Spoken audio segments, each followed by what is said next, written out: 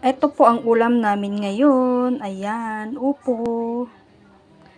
Ginisang upo na may sardinas. Ayan po ang sahog, oh. Ayan. Ito po yung ating gulay na upo. Ayan. Nakikita din po dyan yung sibuyas. Ayan. At saka may bawang. Ayan. Ang upo po ay mayaman sa mineral. Kaya good din po yan sa akin. And good sa ating heart. Ayan. Yan po ang aming tanghalian ngayon na may sahog na sardinas. So, since mahal na araw na ngayon,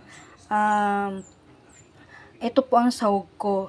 Bali, ang sardinas po ay isda. Ayan. Ito po ang sinahog ko siya ngayon. Ayan, napakamasustansya po ang upo. Ang upo po natin ay sariwang sariwa. Ayan. Ito po ang ulam namin ngayon.